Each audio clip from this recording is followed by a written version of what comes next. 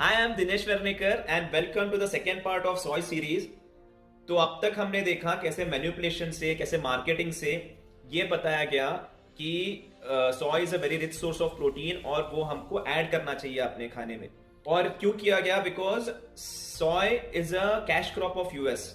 तो US is the largest producer of soy, तो उनको जो कल्टीवेट करना है वो हमको खाना है। And US also knows that उसका यील्ड भी ज्यादा है, उसमें खर्चा भी कम है, बिकॉज उसको पेस्टिसाइड्स भी नहीं लगते क्योंकि इंसेक्ट्स ही नहीं खाते उसको।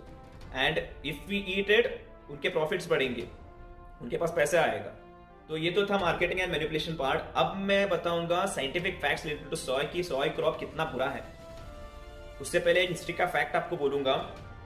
अब आपको पता है कि प्लास्टिक्स बैन कर रहा है गवर्नमेंट। प्लास्टिक्स आप नहीं कंज्यूम कर रहे हो, आप पानी भी नहीं पीते प्लास्टिक बोतल में, क्योंकि आपको पता है plastic is not good for humans. But in 1940 Henry Ford ने सोयाबीन से प्लास्टिक एक्सट्रैक्ट करके ऑटोमोबाइल के पार्ट्स बनाए थे।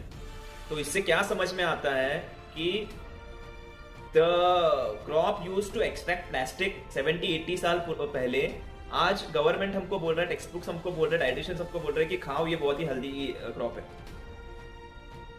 Coming to other fact, scientific facts related to soy. तो पहला चीज है, सोय को इंसेक्ट्स भी नहीं खाते, इतना बुरा क्रॉप है वो। उसको पेस्टिसाइड्स छिड़कने की जरूरत भी नहीं है क्योंकि इंसेक्ट्स ही नहीं खाते। तो इंसेक्ट्स क्यों नहीं खाते? जैसे ह्यूमंस, अगर मुझे किसी से खतरा है तो मैं either I will run away from that person और either I will fight with that person, अपने आप को बचाने के लिए। That is my defence mechanism. एक एनिमल का भी, अगर किसी एनिमल को किसी एनिमल से, प्रेडेटर से खतरा है, तो वो either it will run away और इट विल फाइट। सो हमारा एनिमल्स और ह्यूमंस का डिफेंस मैकेनिज्म है फाइट और flight, because we can react to things, we can move, we can run. But as you know, plants are also living organisms, उनमें भी जान होती है। तो लेकिन प्लांट्स क्या करते हैं, मतलब प्लांट्स के पास क्या डिफेंस मैकेनिज्म है? It can not run also and it can not react also. तो उनके पास एक बहुत अच्छा डिफेंस मैकेनिज्म है, that is it secretes chemicals, जो जिससे अगर वो जब सिक्रीट करेगा, अगर वो एनिमल्स खाएंगे या इंसेक्ट्स खाएगा तो उनको तकलीफ होगा, जिससे कि वो लौट के उस क्रॉप के पास नहीं आएंगे, उस प्लांट के पास नहीं आएंगे खाने को। So that is how plants have this defence mechanism.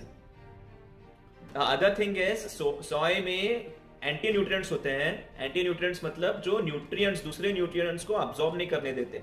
जैसे सोय में फाइटिक एसिड होता है, ऑक्सीलेट्स होते हैं, फाइटेट्स एंड ऑक्सीलेट्स बोलते हैं उसको।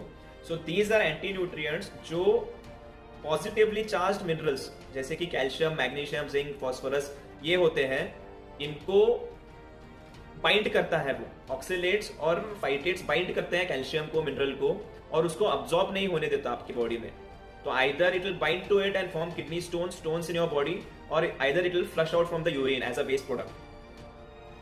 तो उससे क्या होगा, आप जो भी मिनरल्स आपके खाने में से लोगे, आप वो मिनरल्स अब्सॉर्ब ही नहीं होंगे। अगर आप सप्लीमेंट्स भी ले रहे हो, जिंक के, कैल्शियम के, मैग्नीशियम के, if you are eating soy then it will not be absorbed, because जो भी कैल्शियम सप्लीमेंट्स ले रहे हो आप, वो बाइंड हो रहा है ऑक्सीलेट और फाइटेट से। सोया में एक कंपाउंड पाया जाता है जिसे आइसोफ्लेवोन बोलते हैं। आइसोफ्लेवोन एक फाइटोएस्ट्रोजन है जो एस्ट्रोजन जैसे काम करता है। जब मेल सोया खाते हैं तो उनमें एस्ट्रोजन लेवल्स बढ़ जाते हैं, फैट डिपोजिशन बढ़ जाता है, ब्रेस्ट टिश्यू एनलार्जमेंट होता है, जिसे मेल बूब्स भी बोलते हैं या फिर गायनोकोमेस्टिया बोलते हैं।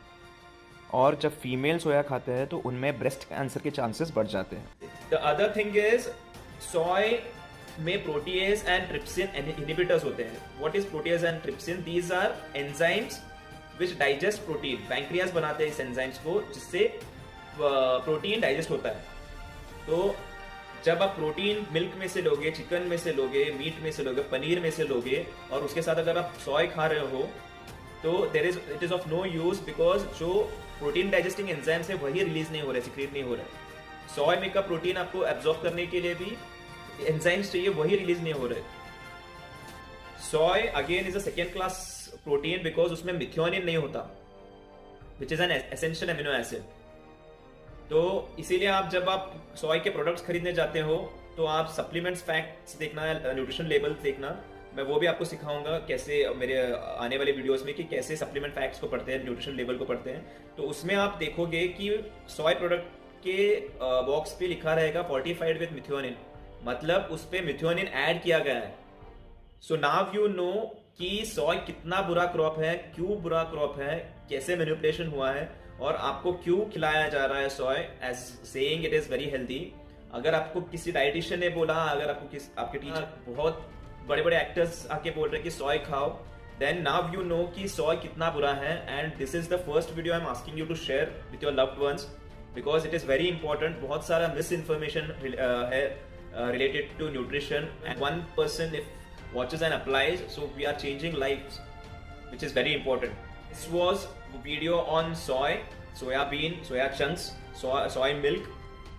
अब आपको पता है कि ना वो प्रोटीन का अच्छा सोर्स है, ना वो अच्छा क्रॉप है, ना ह्यूमंस के लिए बना है वो, and why you should avoid eating it. To have protein and all from very good sources, that is animal derived protein, rather depending on marketing gimmicks like this, manipulation techniques like this, fake studies to endorse the cash crop of a country. Till then, this is Dinesh Varnekar signing off. See you soon.